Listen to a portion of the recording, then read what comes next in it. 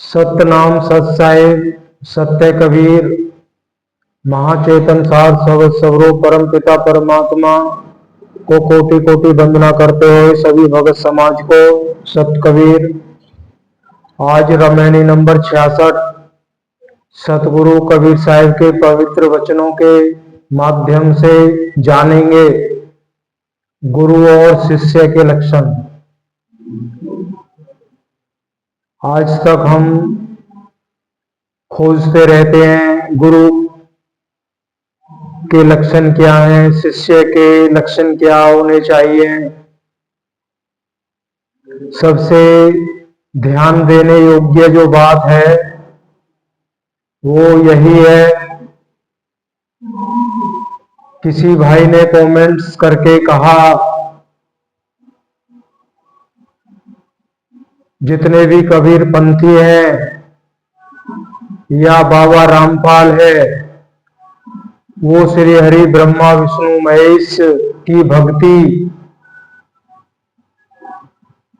पे आक्षेप लगाते हैं या उनका निरादर करते हैं। आगे उन्होंने लिखा है कि ऐसे लोग निश्चित ही नरक भोगते हैं।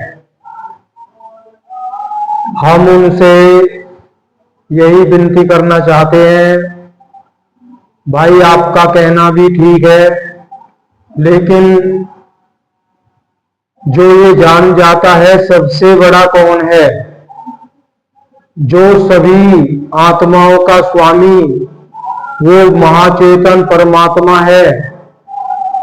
जब उसको जान गए तो उन्हीं की भक्ति करनी चाहिए। जब तक ऐसा नहीं जानते हैं तब तक ये कहना ही उचित होता है कि भाई श्री हरि ब्रह्मा विष्णु महेश की ही भक्ति करनी चाहिए, यही सबसे बड़े हैं। लेकिन सबसे बड़ा परमात्मा है और ये वेद सतगुरु कबीर साहिब ने ही अपने बीजक के माध्यम से हमको बताने की कोशिश की है, हम सभी को। तो देर ना करते हुए रमैनी नंबर 66 में गुरु और शिष्य के लक्षण का वर्णन सतगुरु कबीर साहिब ने किया है। आइए शब्द को लेते हैं पहले। सत्य कबीर सोई हित बंधु मोहे भावे, जात कुमारग मार्ग लावे, सो श्यान मार्ग रह जाई, करे खोज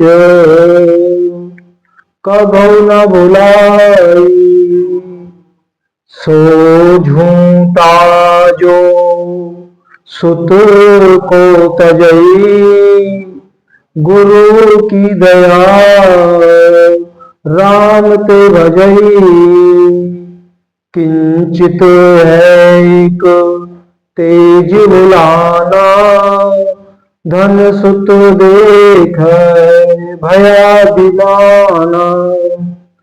साकी है साहिब की। दिया ने खताना किया प्याना, मंदिर भया उजाड़, मरी गए सो मरी गए, बाँचे बाचनहार। सतगुरु कबीर साहिब इस रमैनी में गुरु और शिष्य का लक्षण क्या है, इसका उत्तर इस रमैनी में देते हैं। वही हितकारी बंधु मुझे प्रिय लगता है। अब देखिए सतगुरु कबीर साहिब कह रहे हैं वही हितकारी बंधु मुझे प्रिय लगता है, अर्थात मेरे मन को भाता है, जो कुमार्ग में जाने वालों को समझा बुझाकर सुमार्ग पर ले आता है। अब देखिए सतगुरु कबीर साहिब की इतनी बड़ी कृपा होती है, जो मेरा भाई, मेरा प्यारा भाई जो सवाल करता है कमेंट्स के माध्यम से सवाल करता है। अभी उन्होंने सवाल किया था कि मतलब उनका भाग ये है कि कबीर पंथी जो है एक अनर्गल भक्ति बताते हैं जिसका कोई महत्व नहीं है, लेकिन हमें उत्तर ना देने की जरूरत है। स्वयं उनका उत्तर रमेली नंबर 66 में स्वयं आ गया है। जिसका जो भाव था उसका उत्तर रमेली नंबर 66 में स्वयं आ गया। सतगुरु कबीर साहिब कह रहे हैं कि मुझे वही जीव प्यारा है जो सुमार्ग, जो सत्य मार्ग है, जो मेरा सत्य उपदेश है वो दूसरों को सुनाता है और समझा बुझा के उनको कुमार्ग पर जाने से रोकता है और सुमार्ग पर ले आता है। मान लो असत्य भक्ति छुड़वा के सत्य मार्ग पे लगा देता है। कह रहा वो बंधु भाई कह के संबोधित कर रहे हैं कबीर साहब। कह रहे वो बंधु मुझे प्यारा है। बताओ, स्वयं सतगुरु कबीर साहब कह रहे हैं जो मेरे वचनों को किसी को समझा बुझा के उससे असत्य मार्ग छुड़वा के सत्य मार्ग पे लगा देता है, वही बंधु मुझे प्यारा है। स्वयं सतगुरु कबीर साहब कह रहे हैं।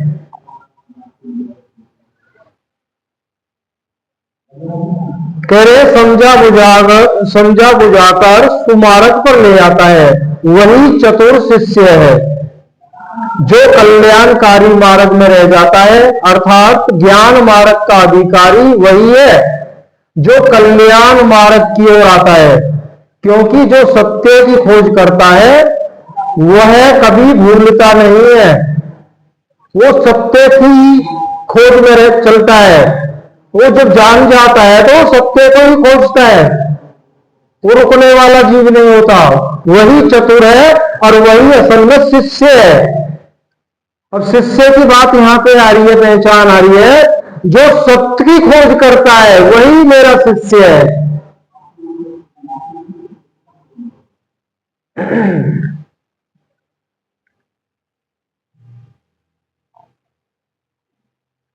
वह झूठा वंचक गुरु है। अब यहां गुरु का बता रहे हैं, वह झूठा वंचक गुरु है जो शिष्य बनाकर उसे सदुपदेश द्वारा सतपथगामी नहीं बनाता है। कह रहे वही वंचक गुरु है। वंचक कहा गया है बीजक में झूठा गुरु। झूठे को झूठा गुरु कौन है? जो शिष्य तो बनाता है लेकिन सतगुरु कबीर साहिब का सत उपदेश, यहां भक्ति मार्ग चल रहा है, मुक्ति मार्ग, मुक्ति की भक्ति का मार्ग है जो इस चैनल के माध्यम से बताया जाता है। कोई ये नहीं सोचे कि सारी भक्ति अच्छी है, सबका अपना अपना एक अवस्था है। कोई ब्रह्मांडी साधना करते हैं तो उनमें रिद्धि सिद्धियां आ जाती है, वो कुछ भी कर सकते हैं, किसी का दुख दर्द मिटा सकते हैं वो अपनी शक्ति से। सबकी साधनाएं अच्छी हैं, लेकिन जहां मुक्ति की बात है वो केवल सतगुरु कबीर साहिब के उपदेश से ही होगी। कि जो गुरु सत उपदेश ना दे करके अपने शिष्यों को सत मार्ग पे नहीं डालता है वही झूठा गुरु है। एक ही साफ साफ साहिब ने तोड़ कर दिया है, जो अपने शिष्य को सत मार्ग गामी नहीं बनाता है, सत मार्ग पे नहीं डालता है, वही झूठा गुरु है। क्योंकि सतगुरु की कृपा से ही शिष्य अज्ञानता से अलग होकर, पृथक होकर, ज्ञानी होकर उस सत्पुरुष परमात्मा राम को भजता है। जब गुरु उसको सत्य लखाएगा तभी तो वो परमात्मा को जानेगा। जब परमात्मा को जानेगा तभी परमात्मा को भजेगा। जब तक जाना ही नहीं है तो भजता किसको है? क्योंकि यह संसार किंचित मात्र है। अज्ञानियों की दृष्टि में सत्य अब कह रहे हैं ये जो संसार है, प्रकृति मंडल है, ये अज्ञानियों की दृष्टि में सत्य और जो ज्ञानी होते हैं ज्ञानियों की दृष्टि में मिथ्या अर्थात असत्य, झूठा और परिवर्तनशील, तुच्छ है। जिनको ज्ञान हो जाता है वो संसार से लिप्त नहीं होते। क्यों? वो जानते हैं सब कुछ ये झूठ है, परिवर्तनशील है, विनश्वर है, इसका भी एक दिन नाश हो जाएगा। लेकिन जो अज्ञानी है वो यही इस संसार की शान शौकत, सुख और आराम को ही सत्य मानते हैं, इसलिए वो उलझे रहते हैं। जिसमें सब लोग भूल गए और धन पुत्र आदि को देखकर उनको अभिमान हो गया। अभिमान भक्ति का विरोधी होता है और परमात्म भक्ति के बिना मुक्ति पाना संभव नहीं। यहां हम सब अभिमान में चूर हैं। नाना प्रकार का हमें अभिमान लगा होता है। किसी को देह सुंदरता का अभिमान होता है, किसी को पुत्र आदि का अभिमान होता है, किसी को स्त्री का अभिमान होता है, किसी को अपने ऐश्वर्य शौर्य का अभिमान होता है।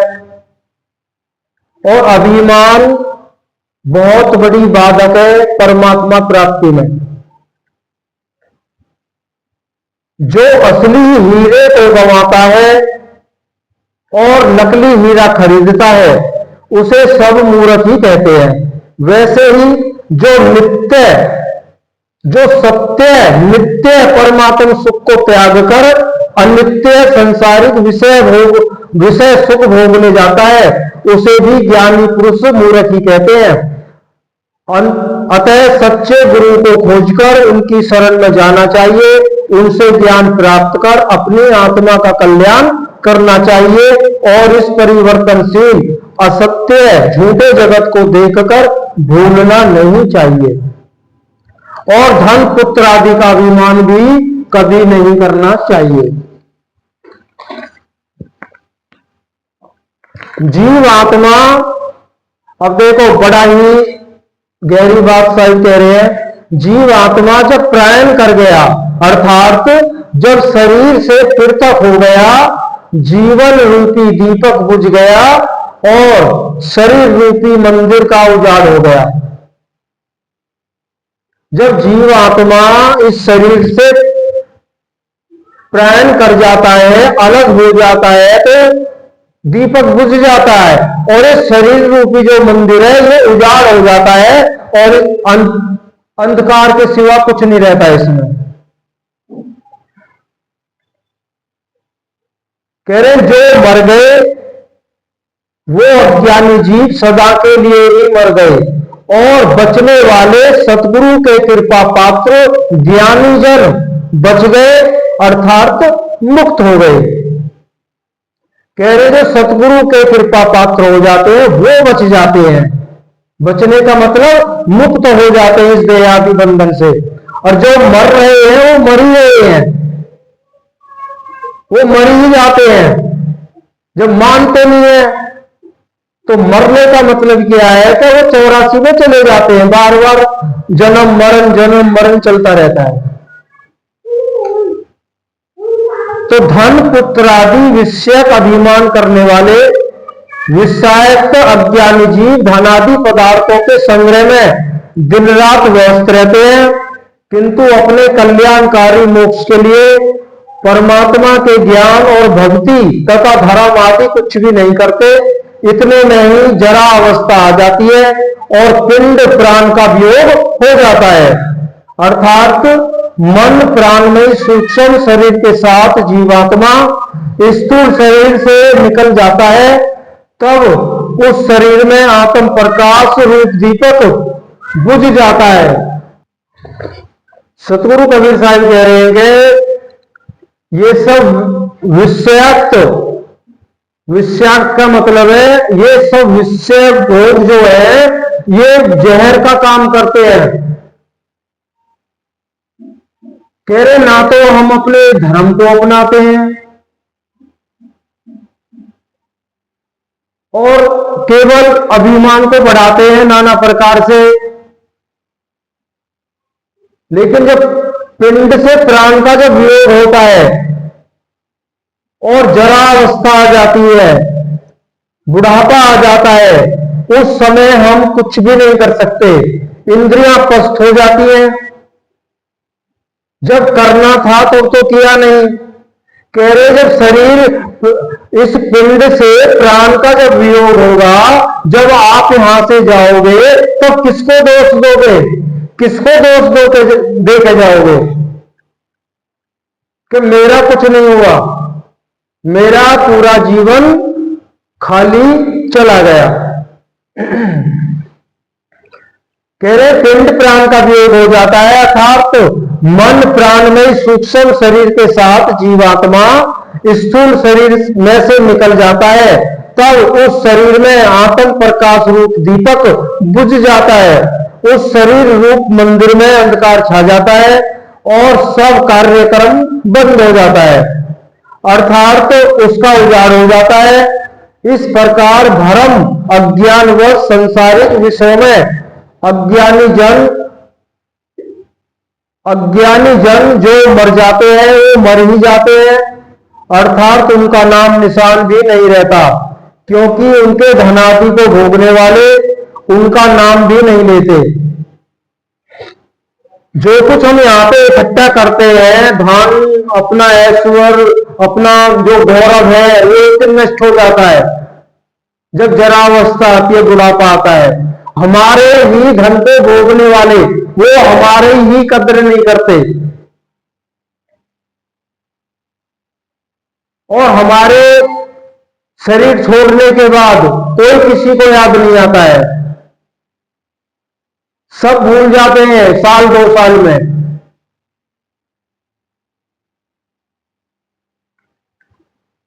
अर्थात उनका नाम निशान भी नहीं रहता, क्योंकि उनके धनादि को भोगने वाले उनका नाम भी नहीं लेते, और जो जीवित अवस्था में परमात्मा का भजन करते हैं, जो जीवित अवस्था में परमात्मा का भजन करते हैं, वे अंत काल तक परमात्मा निष्ठ ही रहते हैं।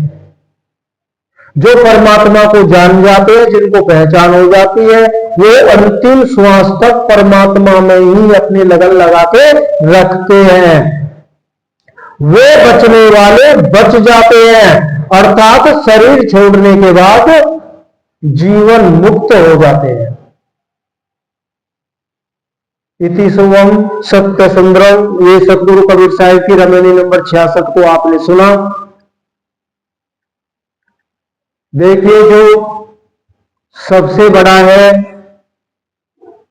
उन्हीं की शरण में रहेंगे तो बच जाएंगे, और नहीं तो बचना नामुमकिन है।